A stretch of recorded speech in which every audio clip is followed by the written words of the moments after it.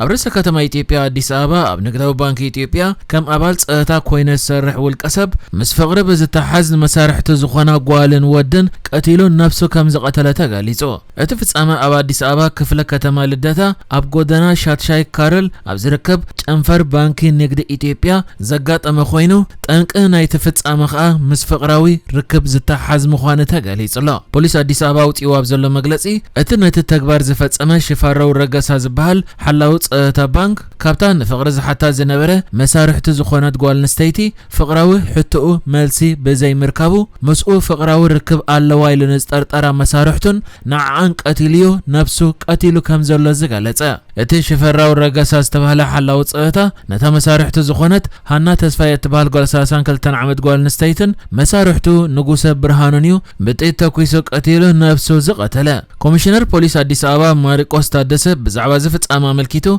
نمعكنات هيبو أبزلو مغلصي اتي حلاو صأتا نتم كقتلم زدليه مسارحتو ابت سرحلو معلتين نخرخبم كم كلا أبال صأتا تمثيلو برت حيزو نابت بانك كم زمصن اتم كقتلم زدلخا ناب سرح كزاب زمصو دحر مصباي نتي مستا فقراو زمدنا زحتا زنبره مسارحتو فقراو زمدنا الله الى زطرطره نغوس برهانو بخلت طيت هاريمو كقتلن كلو ابت بانك زنبره مسارحتن أبالات صأتان كحزو ابز فتنو له واندما ناب لعلواي درب بمخاد نتا نفقر زحتا زنبره مسارحتو قتيلو نفسي قتيلو بوليس كساب حجه غيروا ابزلو مرمراتات كابز ترخبه سئلي اتم كلته زتقتلو افقراو زمدنا كم زنبره زرئي سئلتات كم زرخبه اتي زقتلهم دما نتاغون سيتي حتى بمنبارو بز تقطيعو نتقتلت فصيمو كخون يخئل يزبل مدمدمتا دارغا تبصيح مهلاو تحبيرلا بوليس جن مرمره ناي تفصامه كقصل مخاني زغلص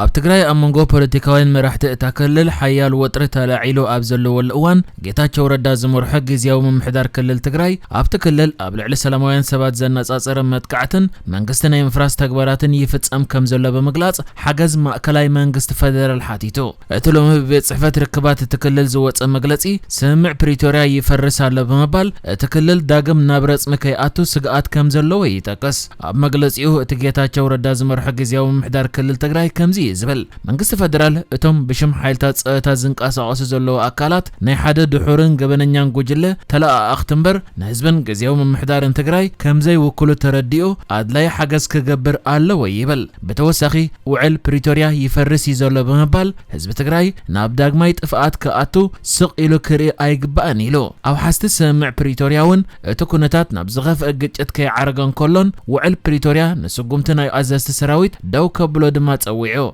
بريزيدنت غزياو محدار كلل تግራይ ጌታቸው ረዳ ነተም حورات መንግስቲ يفرس አለው ኢሎም ዝኸሰም ለዓለወት አዘስቲ ካብሶኒ ጀሚሩ ከሰናበቶም ምጽንሑ ይፍለጥ ኣብ ልዕሊ ነተሰጉምቲ ዝተቃወሙ ሲቪላውያን ጎነጻው ሰጉምቲ ይወስዱ ከም ዘለውን እቲ ፕሬዝደንት ከሲስሎ ትማሊ ኣብ ዓዱ ጎዶምን ገለ ከባቢታት መቐለን ብዙሓት ተጎዲኦም ከም ዘለው እቲ ፕሬዝደንት በትዊተር ዘውጽኦ ሓበሬታ የመልከት ሎሚ ኣብ ዞባ መብራቕን ከባቢታት ተንቤየንን ከባቢኡን ዝርከቡ ኣብያተ ጽሕፈት መንግስቲ ንመቆጻር ከበበሞም ከም ዘለው ወጥረ ከም ዘሎን ምንጭታት ሓቢሮም ኣለው አርሚ 33 በዝብል እትፍለጥ አሃዶ ሎምለይቲ ካብ ሓውዜን ናብ መቐለ ተጓዓዝ ሓዲራ ናብ ተኸተማ ከም ዘኣተወትን ኣብኡን ወጥረ ነጊሱ ከም ዘሎን ምንጭታት ይገልጹ እቲ ንኽልተ ዓመት ኣብ መንጎ መራሕቲ ትግራይን ማእከላይ መንግስትን ዝተኻየደ ውግእ ቅድሚ ክልተ ዓመት ኣብ ደቡብ ኣፍሪቃ ብዝተበጽሐ ስምምዕ ምቁራስ ተጻብኦታት ደው ከም ዝበለ ይዝከር ነዚ ስምምዕ ፕሪቶሪያ ተባሂሉ ዝጽዋዕ ስምምዕ ስዒቡ ድማ ግዚያዊ ምምሕዳር ክልል ትግራይ ብጌታቸው ረዳ እናተመርሐ በመንግስቲ ፌደራል ቆይሚዮ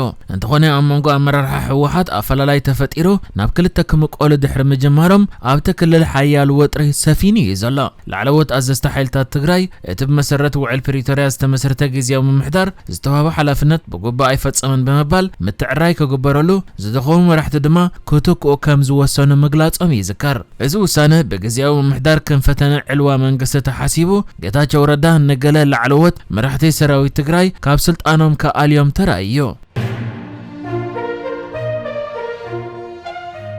ሚኒስትር ወጻኢ ጉዳያት ኤርትራ ዑስማን ሳልሕ ናብ ስዑድ ዓረብ መብጻሕ የካይደሉ ኣብ ዘሎ እዋን ስዑድ ዓረብ ኣብ ዓሰብ ወፍሪ ክትገብር ትኽእል እያ ዝብል ዜናታት ብዝተፈላለየ ማዕከናት ይዝርግሓሎ። ሚኒስትር ወጻኢ ጉዳያት ኤርትራ ዑስማን ሳልሕ ናብ ወራሲ ዓራት ንግስነት ስዑድ ዓረብ ኣሚር መሐመድ ቢን ሰልማን መልእኽቲ ዘብጽሐ ኮይኑ ምስ ሚኒስትር ወጻኢ ጉዳያት ስዑድ ዓረብ ኣሚር ፈይሰል ቢን ፈርሓን ቢን ዓብደላ ተራኺቡ ድማ ኣብ ክልታዊ ጉዳያት ከም ዘተየ ተገሊጹ ነይሩ እዩ። ሕጂ ብገለ መርበባት ሓበሬታን ማዕከናት ዜናን ይወጽእ ኣብ ዘሎ ዜናታት ድማ ስዑድ ዓረብ ኣብ ዓሰብ ናይ ቢልዮናት ዶላራት ወፍሪ ንምግባር ድሌት ከም ዘለዋ እዚ ኸኣ ምስቲ ስዑድ ዓረብ ኣብ ኣፍሪቃ ቀርኒ ኣፍሪቃ ብፍላይ ድማ ኣብ ዞባ ቀይሕ ባሕሪ ዘለዋ ጽልዋ ናይ ምዕባይ እትኸዶ ዘላ መደብ ምዃኑ ተገሊጹሎ። ብዛዕባ እዚ ስዑድ ዓረብ ኣብ ዓሰብ ወፍሪ ንምግባር ድሌት ኣርያ ኣላ ዝብል ዜና እንትርፈ ብወገን ማዕከናት ዜና ብወገን ኤርትራ ኾነ ብወገን ስዑድ ዓረብ ዝተዋህበሉ ዝኾነ ዕላዊ መግለጺ የለን። ከም ዝፍለጥ ቅድሚ ሕጂ ሕቡራት ኢማራት ዓረብ